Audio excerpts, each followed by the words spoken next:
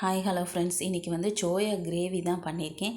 அது வந்து தோசை, வெஜ்ஜு புலாவ், இந்த மாதிரி சப்பாத்தி இதுக்கெல்லாம் வந்து நல்லா காம்பினேஷனாக இருக்கும். இது எப்படி செய்கிறதுன்னு பார்க்கலாம். முதல்ல வந்து அது பாத்திரத்தில் வந்து எண்ணெய் ஊற்றி நல்லா வெங்காயம், பெரிய வெங்காயம் 3லேருந்து 2 வெங்காயம், பெரிய வெங்காயம்னா 2 வெங்காயம், மீடியம் சைஸ்னால் 3 வெங்காயம் எடுத்து நல்லா பொடி பொடியாக கட் பண்ணி வதக்கிக்கோங்க. இல்லை கட் பண்ணுறது ரொம்ப பொடியாக எவ்வளோ தூரம் கட் பண்ண முடியுமோ அவ்வளோ கட் பண்ணிக்கோங்க. அப்படி முடியலைன்னா நல்லா ஒரு ஓட்டி மிக்சியில் ஒரு பல்ஸ் மோடில் வச்சு நல்லா அரைச்சிட்டு அதை வந்து விழுது மாதிரி எடுத்து பண்ணுங்க. அப்போ தான் டேஸ்ட்டாக இருக்கும். எனக்கு டைம் இல்லை, அதனால் இப்படி பண்ணியிருக்கேன். அந்த வெங்காயத்தோட 2 வரமிளகா வந்து பிச்சு போட்டிருக்கேன். பச்சை மிளகா இருந்தால் பச்சை மிளகா போட்டுக்கோங்க. அப்புறம் தேவையான அளவு உப்பு போட்டு நல்லா வதக்கி விட்டுட்ருக்கேன். வதக்கி விட்டதுக்கப்புறமா நீங்கள் தக்காளியும் இதே மாதிரி தான் ரொம்ப பொடி பொடியாக நறுக்கி போடணும். தோல் இல்லாமல் போடுறது ரொம்ப பெஸ்ட்டு. இஞ்சி பூண்டு இதையும் பொடி பொடியாக நறுக்கி போட்டிருக்கேன். இஞ்சி பூண்டு பேஸ்ட் இருந்தாலும் இஞ்சி பூண்டு பேஸ்ட்டு போட்டுக்கோங்க. தக்காளி வந்து தோல் உரிக்க சிரமமாக இருக்குன்னா நீங்கள் கொதிக்கிற தண்ணியில் 5 நிமிஷம் போட்டிங்கன்னா தோல் தனியாக கலந்து வந்துடும். அப்படி இல்லைன்னா ஒரு 2 தடவை வதக்கினீங்கன்னா அந்த தோல் வந்து தனியாக வந்துடும்.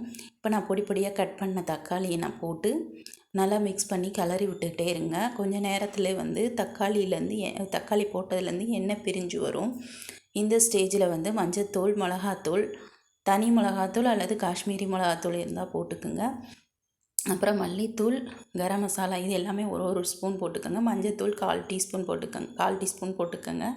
போட்டுட்டு நல்லா கிளறி விட்டுட்டு கொஞ்சமாக அடி பிடிக்கிற மாதிரி இருந்துச்சுன்னா கொஞ்சமாக அந்த டைமில் மட்டும் தண்ணி ஊற்றுங்க. தண்ணி ஊற்றிட்டு மூடி போட்டு வேக வைங்க.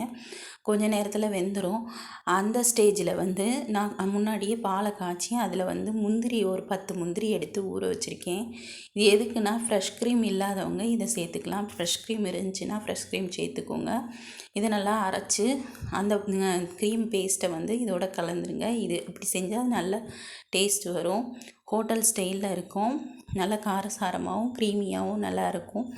இதை நல்லா கலந்து விட்டுட்டு ஒரு 2லேருந்து 3 நிமிஷம் வந்து மூடி போட்டு வச்சுருங்க.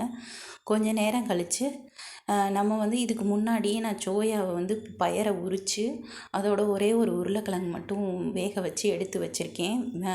வெந்திருக்க சோயாவை இந்த ஸ்டேஜில் சேர்த்துருங்க.